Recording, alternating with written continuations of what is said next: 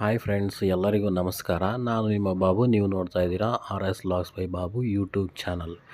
ಇವತ್ತು ನಾವು ಒಂದು ರೆಸಿಪಿ ಮಾಡ್ತಾಯಿದ್ದೀವಿ, ಮಶ್ರೂಮ್ ಬಿರಿಯಾನಿ. ಅದು ಡಿಫ್ರೆಂಟಾಗಿ ಮೊಳಕೆ ಕಾಳು ಹಾಕಿ ಮಶ್ರೂಮ್ ಬಿರಿಯಾನಿ ಮಾಡ್ತಾಯಿದ್ದೀವಿ. ಸೂಪರಾಗಿರುತ್ತೆ, ನೀವು ಟ್ರೈ ಮಾಡ್ಬೋದು, ತುಂಬ ಚೆನ್ನಾಗೇ ಇರುತ್ತೆ. ಬನ್ನಿ ಫ್ರೆಂಡ್ಸ್, ಅದು ಯಾವ ರೀತಿ ಮಾಡೋದು ಅಂತ ನಾನು ನಿಮಗೆ ತೋರಿಸ್ತೀನಿ. ಹೇಗೆ ಮಾಡೋದು ಅಂತ ತೋರಿಸ್ತೀನಿ. ನೀವೇನಾದರೂ ಫಸ್ಟ್ ಟೈಮ್ ನಮ್ಮ ಚಾನಲ್ನ ವಿಸಿಟ್ ಮಾಡಿದರೆ ಸಬ್ಸ್ಕ್ರೈಬ್ ಮಾಡ್ಕೊಳ್ಳಿ. ಬನ್ನಿ ಫ್ರೆಂಡ್ಸ್, ಹೇಗೆ ಮಾಡೋದು ಅಂತ ನೋಡೋಣ. ಫ್ರೆಂಡ್ಸ್, ಮೊದಲಿಗೆ ನಾನು ಕುಕ್ಕರ್ ಇಟ್ಕೊಂಡಿದ್ದೀನಿ. ಕುಕ್ಕರಲ್ಲಿ ಬಿರಿಯಾನಿ ಮಾಡಿದ್ರೆ ಚೆನ್ನಾಗಿರುತ್ತೆ, ಸಾಫ್ಟಾಗಿ ಬರುತ್ತೆ. ಅದಕ್ಕೆ ಕುಕ್ಕರಲ್ಲೇ ಮಾಡ್ತಾಯಿದ್ದೀನಿ. ಕುಕ್ಕರ್ಗೆ ಸ್ವಲ್ಪ ಆಯಿಲ್ ಹಾಕ್ಕೊಂಡು ಒಂದು 2-3 ಸ್ಪೂನ್ ಆಯಿಲ್ ಹಾಕ್ಕೊಂಡಿದ್ದೀನಿ. ಸ್ವಲ್ಪ ಸಾಸಿವೆ ಹಾಕ್ಕೊಂಡಿದ್ದೀನಿ. ಸಾಸಿವೆ ಸ್ವಲ್ಪ ಎಣ್ಣೆಯಲ್ಲಿ ಫ್ರೈ ಆದಮೇಲೆ ಈರುಳ್ಳಿ, ಸಣ್ಣಗೆ ಹೆಚ್ಕೊಂಡಿರೋವಂಥ ಈರುಳ್ಳಿ ಸ್ಲೈಸ್ ಆಗಿ ಮತ್ತು ಸಣ್ಣಗೆ ಹೆಚ್ಕೊಂಡಿರೋವಂಥ 2 ಟೊಮೊಟೊ ಎರಡನ್ನೂ ಹಾಕ್ಕೊಂಡು 2 ಮಿನಿಟ್ಸ್ ಚೆನ್ನಾಗಿ ಫ್ರೈ ಮಾಡ್ಕೊಳ್ಳೋಣ.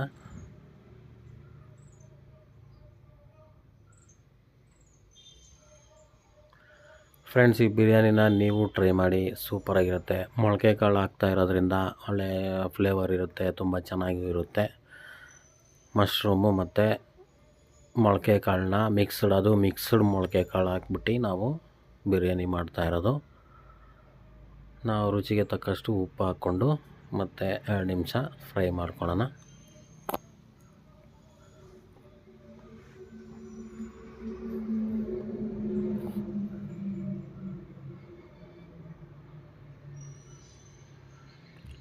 ಒಂದು ಸ್ಪೂನಷ್ಟು ಶುಂಠಿ ಬೆಳ್ಳುಳ್ಳಿ ಪೇಸ್ಟ್ ಹಾಕ್ತಾಯಿದ್ದೀನಿ. ಬಿರಿಯಾನಿಗೆ ಮೇಯ್ನ್ ಇಂಗ್ರೀಡಿಯೆಂಟ್ಸ್ ಅಂದ್ರೆ, ಮೇಯ್ನ್ ಐಟಮ್ ಅಂದ್ರೆ ಶುಂಠಿ ಬೆಳ್ಳುಳ್ಳಿ ಪೇಸ್ಟು ಮತ್ತು ಕೊತ್ತಂಬರಿ ಪುದೀನ. ಇವಾಗ ಒಂದು ಇಡೀ ಕೊತ್ತಂಬರಿ ಮತ್ತು ಪುದೀನಾನ ಸಣ್ಣಗೆ ಹೆಚ್ಕೊಂಡು ಹಾಕ್ಕೊತಾ ಇದ್ದೀನಿ. ಮತ್ತು ಸ್ವಲ್ಪ ಕರಿಬೇವು, ಒಂದು 10 ಹಸಿಮೆಣ್ಸಿನ್ಕಾಯಿ ಹಾಕ್ಕೊತಾ ಇದ್ದೀನಿ, ಗ್ರೀನ್ ಚಿಲ್ಲಿನ.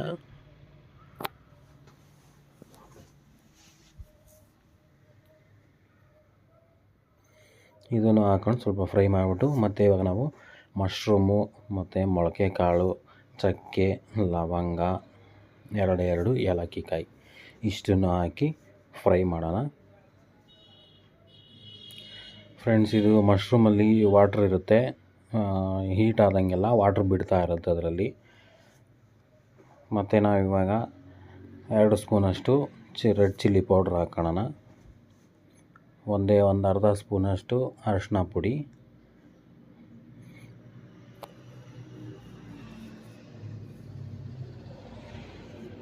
ಫ್ರೆಂಡ್ಸ್. ಖಾರ ಹಸಿಮೆಣ್ಸಿನ್ಕಾಯಿ ಹಾಕಿರೋದ್ರಿಂದ ಖಾರ ನೀವು ನೋಡ್ಕೊಂಡು ಹಾಕ್ಕೊಬೇಕಾಗತ್ತೆ.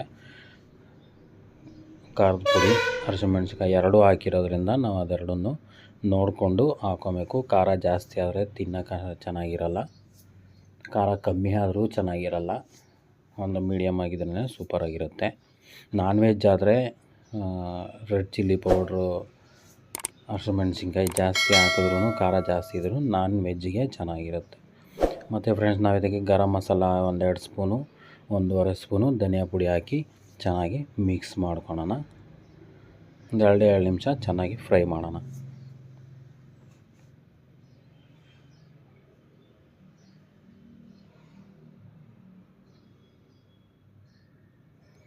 ಫ್ರೆಂಡ್ಸ್, ಈ ಥರ ಫ್ರೈ ಮಾಡಾದಮೇಲೆ ನಾವು ಇದಕ್ಕೆ 1.5 ಲೀಟ್ರಷ್ಟು ನೀರು ಹಾಕ್ತಾಯಿದ್ದೀನಿ ನಾನು.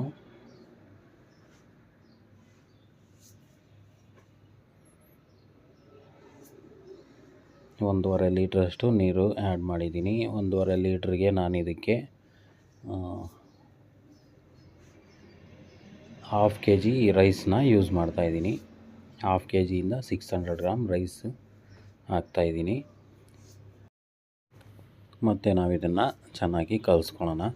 ಒಂದು ಸತಿ ಉಪ್ಪನ್ನ ಚೆಕ್ ಮಾಡ್ಕೊಳ್ಳಿ, ಯಾವ ರೀತಿ ಟೇಸ್ಟ್ ಹೇಗಿದೆ ಅಂತ ರೈಸಿಗೆ ಮತ್ತು ಇವಾಗ ಹಾಕಿರೋಂಥ ಮಶ್ರೂಮ್ಗೆಲ್ಲ ಸೇರಿಸಿ ಆಗೋ ಥರ ಉಪ್ಪನ್ನು ಹಾಕ್ಕೊಬೇಕು. ನೋಡಿ ಫ್ರೆಂಡ್ಸ್, ರೈಸ್ ಆ್ಯಡ್ ಮಾಡಿದ್ದೀನಿ.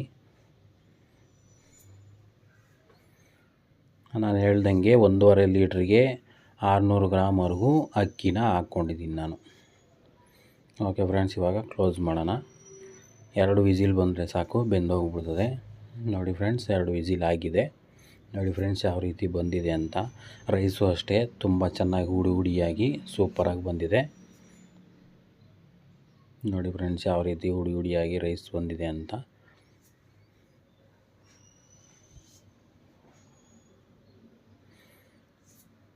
ಫ್ರೆಂಡ್ಸ್ ಈ ಥರ ನೀವು ಟ್ರೈ ಮಾಡಿ, ತುಂಬ ಚೆನ್ನಾಗಿದೆ, ಸೂಪರಾಗಿದೆ ರೈಸು. ಇದು ಮಶ್ರೂಮ್ ಬಿರಿಯಾನಿ ಸೂಪರಾಗಿರುತ್ತೆ. ನೀವು ಟ್ರೈ ಮಾಡಿ, ಚೆನ್ನಾಗಿರುತ್ತೆ. ಕಾಮೆಂಟಲ್ಲಿ ತಿಳಿಸಿ ಫ್ರೆಂಡ್ಸ್ ಯಾವ ರೀತಿ ಇದೆ ಅಂತ. ನೋಡ್ತಾ ಇದ್ದೀರಲ್ಲ ಫ್ರೆಂಡ್ಸ್, ಮಶ್ರೂಮ್ ಮೊಳಕೆ ಕಾಳು ಬಿರಿಯಾನಿ ಯಾವ ರೀತಿ ಬಂದಿದೆ ಅಂತ. ನಾವು ಇಂಗ್ರೀಡಿಯೆಂಟ್ಸು ಅಷ್ಟೇ ತುಂಬ ಆ್ಯಡ್ ಮಾಡಿಲ್ಲ, ಸೂಪರಾಗಿ ಬಂದಿದೆ. ಈ ವಿಡಿಯೋ ನಿಮಗೆ ಇಷ್ಟ ಆಗಿದರೆ ಲೈಕ್ ಮಾಡಿ, ಶೇರ್ ಮಾಡಿ, ಸಬ್ಸ್ಕ್ರೈಬ್ ಮಾಡ್ಕೊಳ್ಳಿ. Thanks for watching.